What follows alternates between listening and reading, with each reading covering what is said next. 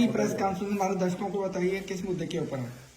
देखिए, सबसे पहले मैं आप सबका स्वागत करता हूं। मेरे साथी हमारे बलवीर रामरतन जी भी, जो हमारे ऑप्शनल स्पोक्स पर्सन भी है, उनका भी साथ मेरे साथ है यहाँ पर।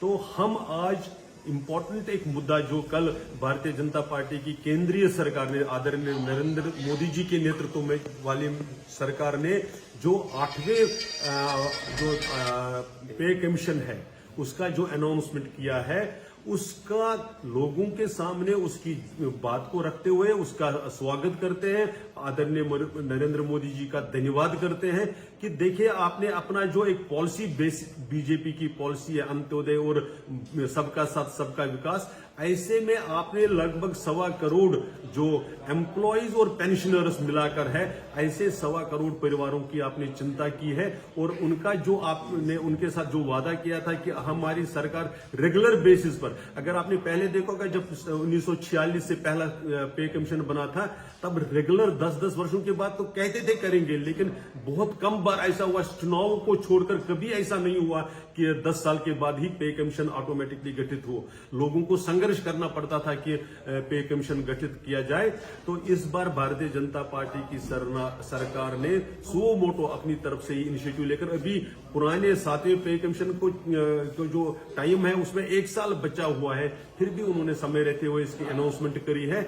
और हम आशा करते हैं कि जल्दी से इसकी रिपोर्ट जो समय पर आ जाएगी और लोगों को इम्प्लीमेंट होगा। इसके बहुत फायदे हैं, वो हम आपके सामने हम सब जानते भी हैं कि जब एम्प्लॉयज वो वर्ग है जो सरकार की नीतियों को इम्प्लीमेंटेशन करने में, लोगों तक पहुंचाने में, चाहे वो वेलफेयर स्कीम्स हो या जो आदरणीय प्रधानमंत्री जी का विकसित भारत का जो हमारा सपना है, उसको विकसित भारत 2047 तक बनाने के लिए जो नीतियां चाहिए उसको लागू करने के लिए जो काम करने वाले लोग हैं, जो इंस्ट्रूमेंट है, वो एम्प्लॉयज है। और इसलिए उनकी चिंता करना, उनकी देखभाल, उनका योगक्षेम, उनको वेलफेयर की चिंता करना सरकार का काम रहता है। भारतीय जनता पार्टी की सरकार ने उस वादे को पूरा किया है। साथ के साथ जब आपके पास एक्स्ट्रा पैसा आता है, एक्सपेंडेबल आपके पास पैसा रहता है, कैश इन हैंड रहता है, तो आप कंज्यूम करते हैं, आप परचेज करते हैं, जिससे इकोनॉमी को भी एक बूस्ट मिलता है।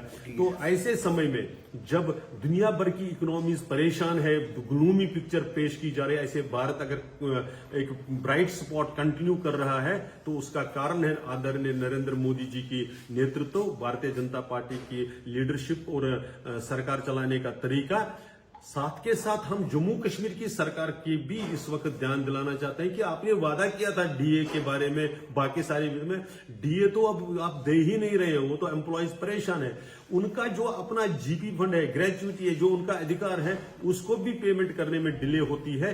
ये भारतीय जनता पार्टी की मांग रहेगी कि इसको जल्दी से एड्रेस किया जाए ताकि एम्प्लॉयज को कोई दिक्कत नहीं हो। उनके घरों में शुभ कार्य होते हैं, शादियां होती हैं, किसी की बेटी की शादी है, किसी का कुछ, उनका वो पैसा सदियों वर्षों से इकट्ठा किया हुआ है, उसको पेमेंट जल्दी रिलीज उनकी सबकी हो जाए, ऐसा हम आशा करते हैं, मांग करते हैं।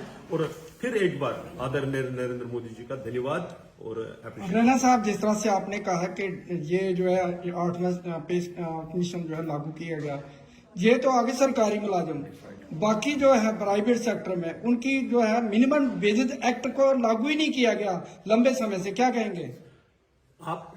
ये जो विषय उठाया है इस पर हम अलग से एक डिटेल्ड प्रेस कॉन्फ्रेंस करने वाले हैं अगले कल या 2 दिन बाद, जिसमें से जो एंटरप्रेन्योरशिप है, जिस प्रकार से भारतीय जनता पार्टी ने जो नौजवानों के लिए जिस प्रकार से काम किया है और जिस प्रकार के भविष्य की इकोनॉमी को ध्यान में रखकर जो तैयारियां की है, उस पर मुझे लगता है कि जब वो डिटेल्ड हो जाएगी ये सारी इसमें विषय आएंगे। लेकिन बस सिर्फ आपके ध्यान में लाऊं कि जितने पिछले वर्षों में उनकी तरफ ध्यान देकर जिस प्रकार से उनको उनके इश्यूज को एड्रेस करने की कोशिश की है, मुझे लगता है कि पिछले सारे सरकारों के कंपेयर में ये इसको बहुत ही। रैना साहब, जिस तरह से जीपी फंड की बात की है, दूसरी जो है डीए की बात की है, जम्मू कश्मीर के ऊपर आपने कहा है कि जांच दिला रहे हैं, ये तो लंबे समय से ये इशू बना हुआ है। आपकी एलजी प्रशासन इलेक्शन के दौरान ये इशू बना हुआ है कि जीपी साहब लंबे समय से नहीं निकल रहा। एलजी प्रशासन हम सबका है और हमने सिर्फ ये याद दिलाया है आपको और आपके माध्यम से सरकार को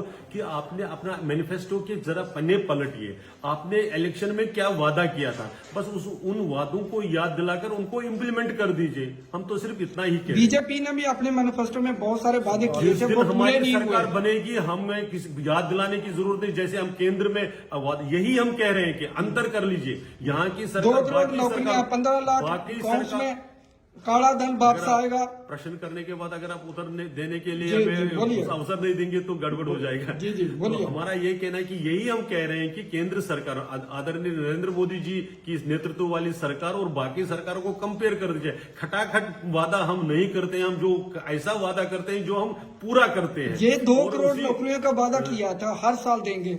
हर साल अगर आप देखेंगे सिर्फ गवर्नमेंट एम्प्लॉयज की जितनी एम्प्लॉयमेंट की हमने इशू किए हैं और वो इसीलिए किए क्योंकि ये जो सोरोस का इंस्पायर्ड जो इकोसिस्टम था, ताकि उनको ध्यान में आ जाए एम्प्लॉयमेंट कितनी हो रही है जनरेट और भविष्य के लिए कैसे हम नौजवानों को तैयार कर रहे हैं, उसकी काला धन वापस लाएंगे। काला धन आपका मुझे बहुत अच्छा लगता है कि आपको कितनी एक्सपर्टाइज है विषय से हटाने के लिए इशू को। आज हम 8th पे कमीशन पर बात कर रहे हैं।